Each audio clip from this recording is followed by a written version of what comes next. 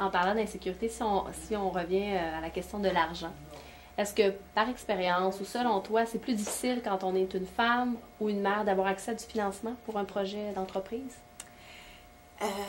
Moi, je pense que quand on a un bon projet, qu'on l'a bien réfléchi, qu'on l'a bien planifié, qu'on l'a mis sur papier, je pense pas qu'on va avoir de la difficulté à trouver du financement.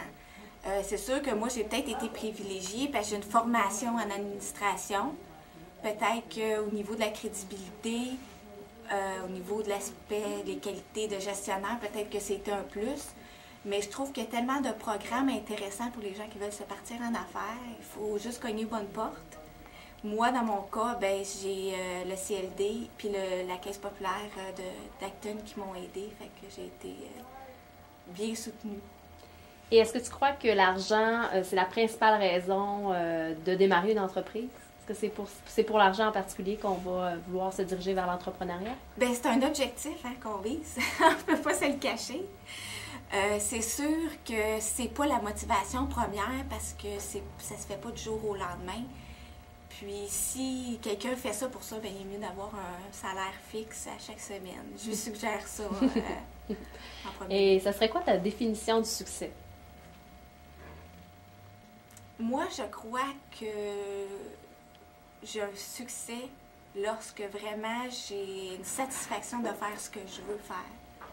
Puis que j'ai des bons résultats, que ce ne soit pas nécessairement financier, ça peut être non financier, mais là, moi, je considère ça que c'est un succès. Et au niveau de la conciliation travail-famille, donc, est-ce que tu penses que c'est atteignable, cette fameuse conciliation travail-famille? Est-ce que tu as des trucs? Comment tu t'organises? Qu'est-ce que ça peut représenter une journée, une semaine dans la vie d'Annick Saint-Jean? Mais moi, mon domaine, en fait, l'édition, c'est un domaine qui est encore flexible. C'est sûr que j'ai des périodes de temps que je peux pas vraiment modifier quand je suis dans des salons de livres ou quand je suis à quelques jours d'aller sous presse. À ce moment-là, j'ai pas de flexibilité. Mais j'ai un conjoint qui est très présent puis très impliqué. Fait qu'à ce moment-là, on trouve une façon de s'organiser puis arriver à chacun de nos objectifs. Puis s'assurer que la famille se porte bien.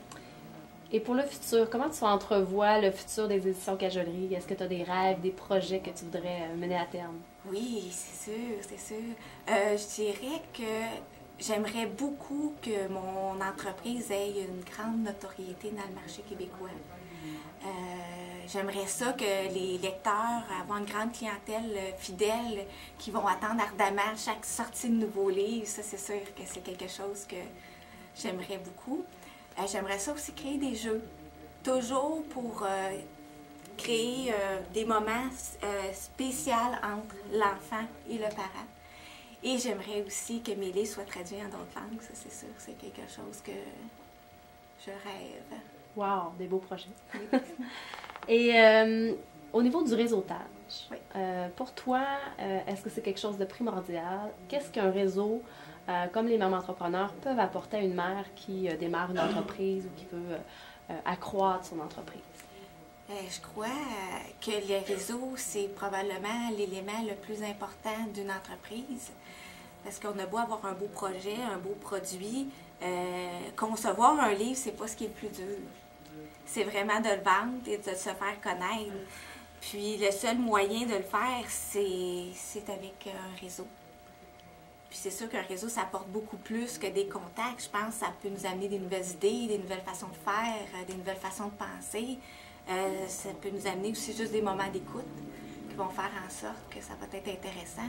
Moi, depuis que j'ai commencé mon aventure, j'ai rencontré plein de gens intéressants depuis le tout début. Puis ce que je trouve intéressant quand on côtoie des entrepreneurs, c'est qu'ils sont tellement animés par leurs projets que je pense qu'on ne peut pas se lasser d'être en compagnie de ces gens-là. Ça nous donne beaucoup d'énergie, on se ressource auprès d'eux.